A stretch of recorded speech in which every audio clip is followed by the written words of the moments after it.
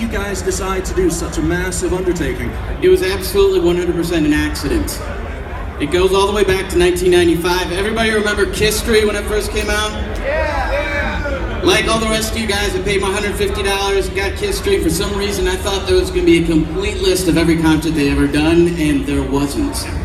And I was really disappointed for some reason, so I decided one day, I thought, well, maybe I could just kind of do a list in my spare time. And I slowly started working, and the internet was first becoming a thing, and Mike Brandvold back there in the corner was running Kiss Otaku, and I got friends with Mike, and we were coordinating everything. And a year or so went by, and I had, after networking with all these people online telling what I was doing, some guy said, hey, I got a buddy that's been doing the same thing for several years. And all of a sudden I got an email from this guy, and that guy was Mr. Gooch. That's right. I've been working on it since I was in high school, believe it or not. And I met Jeff in February of '96, just as the reunion tour was starting to happen. Right. And within 48 hours of meeting, we realized we had a book here that was going to be pretty unbeatable as far as Kiss books go. Especially at the time, because there was very little out there other than just some fluff things. Yeah, really, there was a couple of books from the 70s, Peggy Tamarkin's book from 1980, and then Chris Lent's book, which had just come out, and that was it, as far as Kiss books go. And So how long were you guys working on this project before it came out in 2003? How many years? And how much effort went into it? Yeah, initially we thought that there was, we just kind of started working together on this list, and a bunch of people, probably some people here, said, hey, you guys should make this a book. And so we knew what we had in mind. We knew, hey, we got to get all these concerts up to the current point. So we had our work cut out for us. So we spent, probably a good 2 or 3 years researching before we even approached a publisher, wouldn't you say? Oh, absolutely. Yeah, we wound up doing 7 years worth of research and $75,000 going all around the country, spending weeks in the Library of Congress, hanging out in the basement of the Library of Congress, just trying to unearth all of these details that we knew were out there but just had to be collected. So in this process, what point do you get to the place where you say, okay, we've got a book here, we've got a viable book? Was there any one part of the research that you conquered that you could say, we can go ahead with this, with something that the fans are going to value? Yeah, well, I put all of the data that we were collecting in an Excel spreadsheet, which I still have today and still am constantly updating. And once we got to the point probably around 2000 where we thought, this is pretty close. We've got this list is about populated as we could get it. To that point, we thought, okay, we're close enough to the finish line. Now we can go talk to publishers and see what their interest was. And second call, first day trying, we had a publisher. And it was for 2 unpublished writers. That was pretty incredible. But Kiss sold itself. Yeah, absolutely. You hear about all these people, writing their first book, and they put out 46 letters to 46 different publishers and get 46 rejection letters. We reached out to 4 or 5 publishers, I forget which. Every single one of them accepted it instantly, because Kiss are just a cash cow. I want to ask you about some of your favorite parts of Kiss Alive Forever. Most fans here will have read it and seen it, and it's the gold standard amongst Kiss books. Jeff, what is your favorite part of Kiss Alive Forever as a book? I became really obsessed with 1974, kind of out of necessity, because 1974 was the most difficult part to research because Kiss were just constantly changing their itinerary. We had itineraries from Moose, one of their roadies, for the entire year, but you'd get an itinerary and it was only good for, less than a week a lot of times, and half the shows would be canceled or rescheduled or postponed, and that became my kind of obsession and favorite part of the book to this day, just researching that, because it was such a challenge, so it was the most rewarding part. That's awesome. Kurt, what about you? Where is your heart in this book? For me, my bread and butter in the book was the interviews.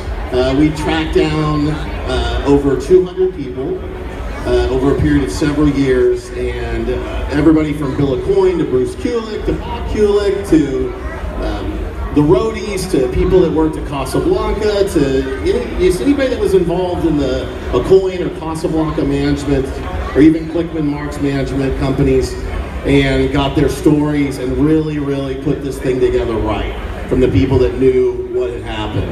Yeah, I can tell you, and I think, Kurt, you'll remember, there was always, when we were doing research, some stuff we thought we would never get, you know, stuff that's so old, so obscure.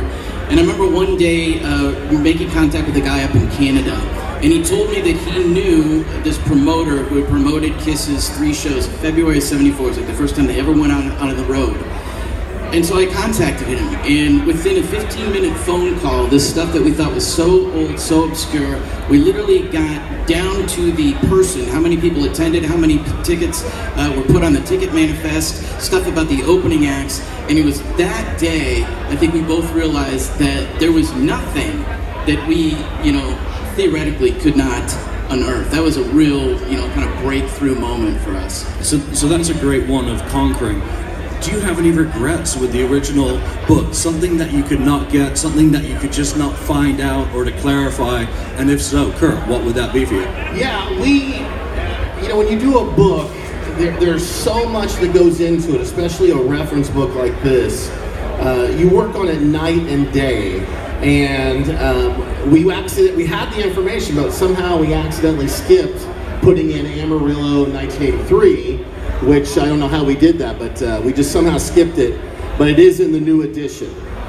So that was the only thing I really regretted missing. And we were never happy with the cover of the original book. The printer really screwed up. The band looked like Smurfs more than they did Kiss, because their faces came out blue more than white. But outside of those 2 things, I didn't really have any regrets that much. For Jeff, me, there was a couple of things that had to do with stuff that we could never quite find. And Kurt and I have always agreed that the one thing that we found is a little thing called the Barry Richards Rock and Soul Show, which is an American bandstand type thing, a little local American bandstand type show out of Washington, D.C. And we found this, gosh, a couple months before we even went before we were supposed to go to press. And we're like, how come Paul and Gene have never talked about this? By the way, this is March of 1974. Nobody'd seen it, nobody'd heard about it, and Paul and Gene had never talked about it. In fact, when we saw it on the itinerary, we thought, this never happened. And quickly we were able to contact the TV station to confirm it really was a show. And Kurt really pulled the rabbit out of the hat and actually found the cameraman who shot the show. And so we got a little bit of information about the show, and it was one of Kiss's very first national, local TV appearances anywhere. And to this day, Kurt and I, Julian, every guy that's ever really put his shoulder into Kiss research, we've never been able to find it. And that's one of my, you know, holy grails or regrets, of the research process. Kurt, I'm going to ask you about a holy grail for me. Boogie. Yeah. Tell me about it. In September of '74, Kiss went back to Toronto for the 2nd or 3rd time. And when they did, they taped a local TV show, all 4 guys in full makeup and costume, doing a group interview on a local bandstand type show called Boogie. So you literally see people dancing to whatever they danced to in September of '74. And then here comes this heavy metal band with Whiteface coming out and doing an interview only. They didn't perform on the show. And it was the first season of the show, one of the very first episodes. We found out, we always knew there was something. And this is the day that Bob Ezrin was taping an episode before Kiss. Yeah. And Kiss met Bob Ezrin backstage, which led ultimately to him doing Destroyer.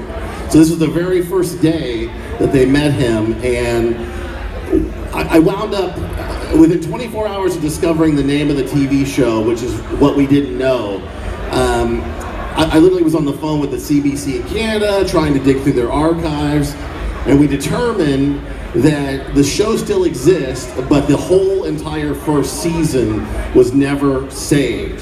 So the Kiss episode is completely wiped, missing, and gone forever. All that remains are some still photos that oddly enough just turned up on eBay out of nowhere one night. Yeah, a couple years ago, yeah. Right. So today you're selling a new printing of Kiss Alive Forever over at your stall in the corner there. What made you decide to revisit it 15 years later, and apart from the fantastic photo, to put out the book again? Well, you know, over the past, the book's been out of print, I think, for about 7 years now, and the rights reverted to us from what is now Random House. And so there's so many people, probably a lot of you out there had emailed us or contacted us or said online or something and said, hey, how can I get a copy of this book? Because the only way you could get it was trying to buy a dog-eared used copy on eBay, which was sometimes in excess of $200, which is just ridiculous. I mean, Kurt and I wrote the book, we wouldn't pay that money. So we thought, well, why don't we self-publish just a small run, just, you know, of the 2002, you know, the original version of it, to get all those people who would like a copy of this, you know, a nice new copy of it that you don't have to pay, you know, $200 or whatever to get. And then the Atlanta convention happened, and it was a perfect, you know, perfect time to do that. And you know, with Vinny coming back, we thought, hey, Creatures photo that nobody had seen, we got to put on the cover, and it just, it all just fell in place.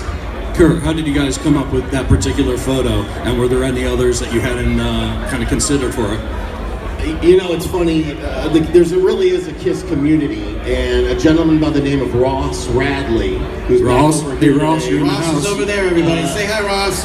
Yeah, he's doing another book called Magic, the KISS Chronicles, and he is the KISS photo expert. And so I literally called him up and said, I need a group shot, vertical group shot from Creatures. What exists? There were 2 usable photos, and one had an orange background and one had a black background, so we chose that. Did Ross work any of his magic on that photo for you? Ross did. Eric is looking off, and we had Eric's eye reset in the middle, so it looks a little bit better. But that, I'm sure all of you have seen the Night Flight interview that the KISS did. That was taped right before or after. The photo session was right before or after they did the Night Flight the same day. All right, so what's different in this reprint? Is it pretty close to the original in 2003? Or have you mentioned Dan Murillo on the Creatures tour. What else have you done to this for the reissue? There's about 150 to 200 minor corrections that were messed up in the first version for whatever. There was a comma in the middle of a word, or we're basically just talking typos now. Yeah, pretty much. There's some set list corrections, and we have a new show, Amarillo 83, in there. But outside of that, if you have a copy and it's not falling apart and you're happy with it, there's no need to buy the new one, really. We put this out for people that, there's a whole entire generation of KISS fans, in fact 3 or 4 of them have come up to me today, that literally were too young to ever get the book, and they were so happy not to have to pay $100 to $200 to get this thing on eBay. So we have a new cover, and a lot of people use the book, and this was unexpected, but the book gets used quite a bit, and people's pages started falling out. So we fixed the binding issue in the new version, and we're good to go now. So we will have, eventually we will do a volume 2 that will cover 2002 through when the band ends. We're waiting for the band to end. Which blasphemy! Yeah, I know, right? So it's coming sooner rather than later, I'm sure. So as soon as that happens, we will finally put out a volume 2, and at some point we'll ultimately put out a completely revised volume 1 with missing set lists and all new pictures and the whole 9 yards. So I've got a question from my good friend Joe for you guys, and he went to one of the shows on the Creatures tour where they played a little bit of I Was Made for Loving You, abandoned it and went into Give Me More. You read about it in Kiss Alive Forever. How did you guys find out those sorts of freaking details about shows? Well, that's a good question, and it came from absolutely everywhere. Right from the beginning, before I even met Kurt, this was an online grassroots just discussion.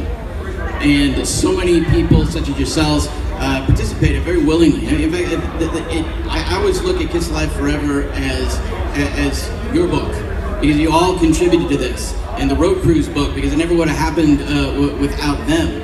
And so all of these little bits of information would filter in from somebody who attended some show in Louisville, Kentucky in April 1974 with their older brother and Hey, I Remember